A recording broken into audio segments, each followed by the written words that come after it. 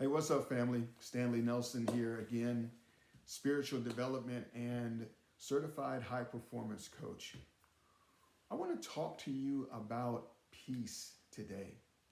Peace is such a wonderful state of living, a wonderful state of existence, and we all value peace. And what if peace isn't something that you go after, but it's something that you have that's leaking out?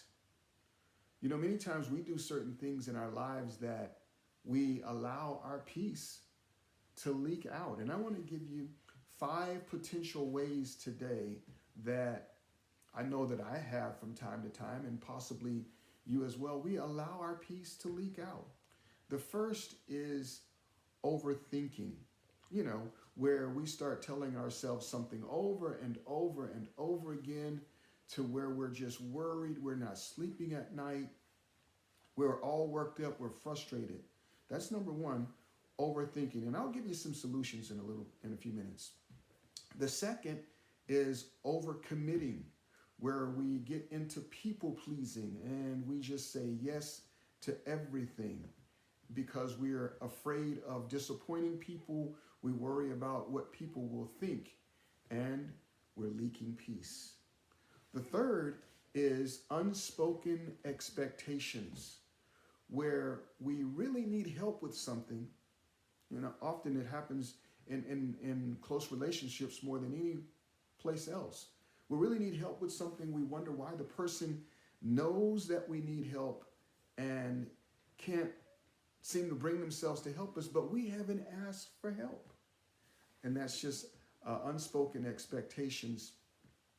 And then the fourth way is over interjecting, where we give our opinion when it's not needed and it's not asked for.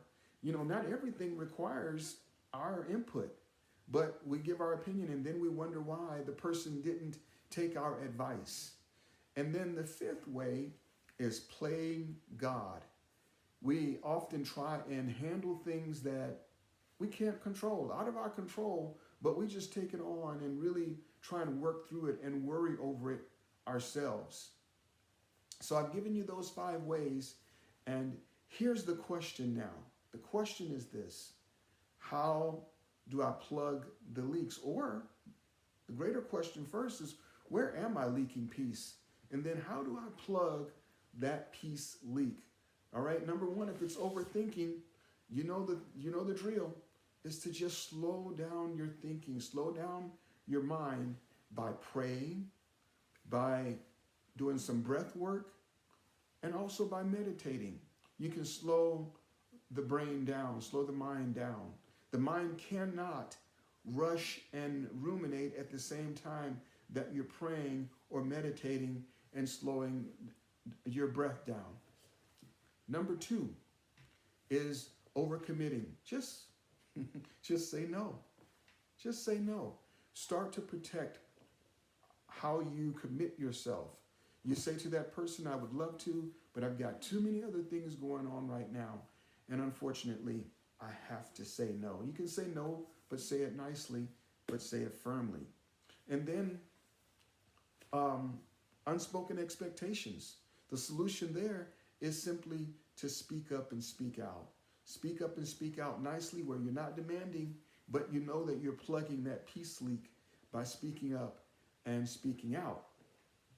The fourth one, over interjecting, is just realize that not everybody needs input from you. You don't have to rescue everybody. You don't have to save everybody. You don't have to give everybody advice.